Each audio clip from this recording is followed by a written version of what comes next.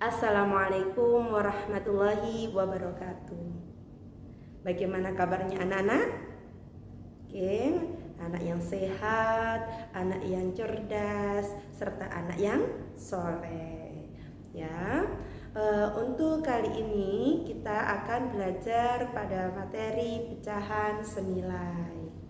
Pada pertemuan sebelumnya, kita sudah pernah membahas tentang pecahan senilai.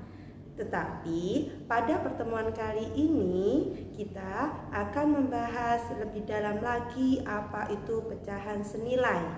Dan kita akan mencoba mengerjakan suatu persoalan tentang materi pecahan senilai. Sudah siap anak-anak? Siapkan terlebih dahulu buku tulisnya serta kitab matematikanya, karena matematika perlu adanya latihan. Ingatkah kalian apa itu pecahan senilai? Oke, perhatikan pada gambar di bawah ini. Terdapat 3 buah lingkaran tetapi dipotong menjadi beberapa pecahan yang berbeda.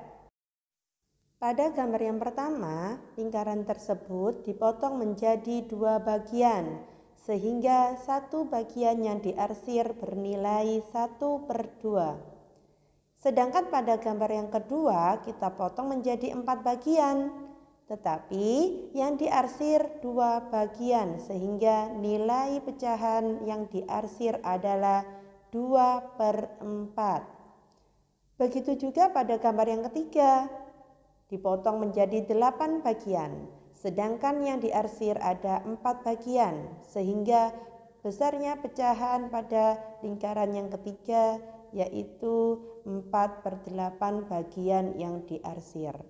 Dari 3 gambar tersebut terdapat beberapa pecahan, 1/2, 2/4, 4/8. Pecahannya berbeda, tapi lihatlah gambarnya.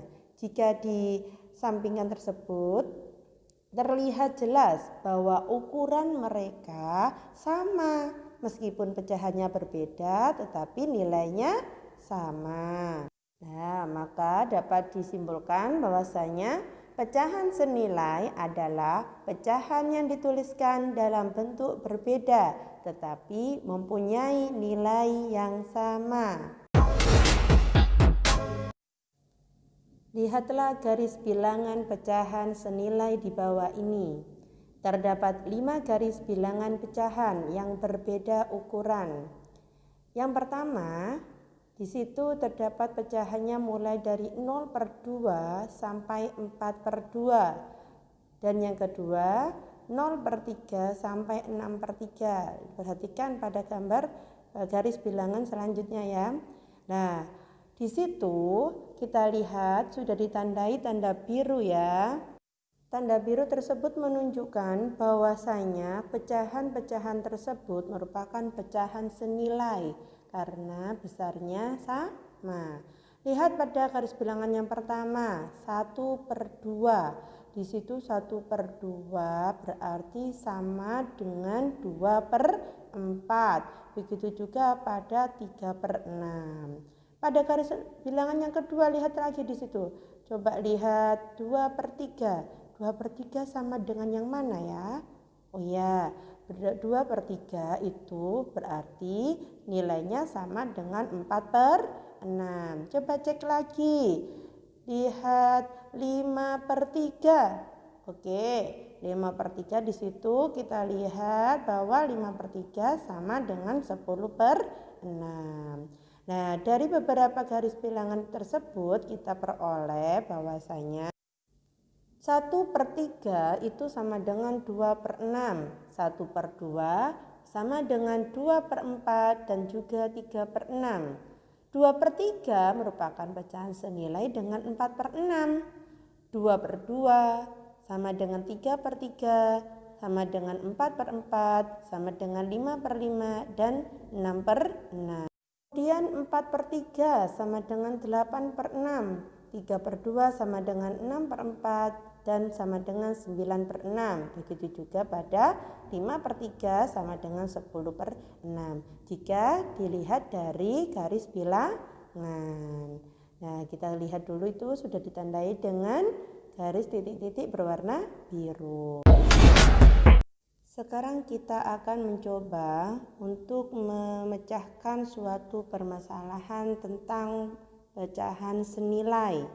Untuk mencari pecahan senilai, di sini ada dua cara. Yang pertama yaitu penyebut dan pembilang dibagi dengan bilangan yang sama. Lihat contoh di bawah ini. Terdapat pecahan 6/8. Kita cari bilangan yang dapat membagi 6 dan 8. Nah, di situ tertulis 2. 6 dibagi 2 hasilnya 3. 8 dibagi 2 hasilnya 4. Maka pecahan senilai dari 6/8 adalah 3/4. Untuk contoh soal yang kedua, 5/15. Kita tentukan bilangan yang sama yang dapat membagi 5 dan 15. Di situ nilainya adalah bilangan 5. 5 dibagi 5 hasilnya 1. 15 dibagi 5 hasilnya 3. Maka 5/15 merupakan pecahan senilai dengan 1/3. Cara yang kedua yaitu penyebut dan pembilang dikali dengan bilangan yang sama. Contohnya 6/8 sama-sama dikali dengan 3. 6/8 merupakan pecahan senilai dengan 18/24. Yang kedua 5/15 sama-sama dikali dengan 2 yang hasilnya menjadi 10/30. Untuk penjelasan lebih lanjutnya, kalian bisa melihat video berikut ini. Baiklah, sekarang kita akan mencoba memecahkan permasalahan dalam mencari pecahan senilai. Kita mencoba dengan cara yang pertama, yaitu dengan membagi pembilang dan penyebutnya dengan bilangan yang sama. Di sini ada sebuah pecahan 6/12. Dari pecahan tersebut kita tentukan terlebih dahulu bilangan yang dapat membagi habis pembilang dan penyebutnya. Kita tentukan bilangan yang bisa membagi 6 dan 12. Di sini kita coba dengan bilangan 2. 6 dibagi 2 hasilnya adalah 3, sedangkan 12 dibagi 2 hasilnya adalah 6. Nah, di sini sudah diperoleh bahwasanya 6/12 merupakan pecahan senilai dari 3/6. Ya, apakah boleh kita menggunakan bilangan lain? Boleh, asalkan bilangan tersebut dapat membagi habis pembilang dan penyebutnya. Contoh di sini 6/12 kita bagi dengan bilangan 4. 6 dibagi 4, 4 tidak dapat membagi habis bilangan 6. Sedangkan 4 dapat membagi habis bilangan 12. Nah, karena tadi salah satunya tidak dapat membagi habis, maka 4 di sini tidak dapat digunakan dalam menentukan pecahan senilai dari pecahan 6/12. Kita cari lagi bilangan yang dapat membagi 6 dan 12. Di sini ada bilangan 3. 6 dibagi 3 hasilnya 2.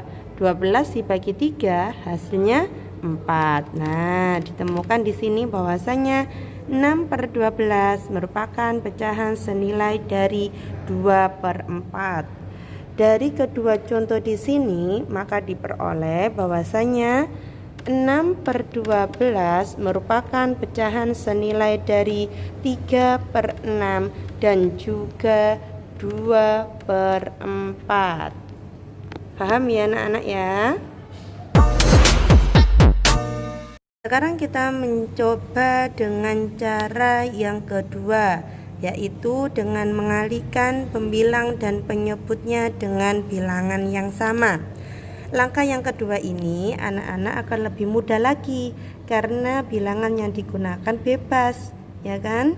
Nah, di sini kita coba lagi ya. 6/12. Kita harus mengalihkan pembilang dan penyebut dengan bilangan yang sama. Bilangan berapa? Terserah.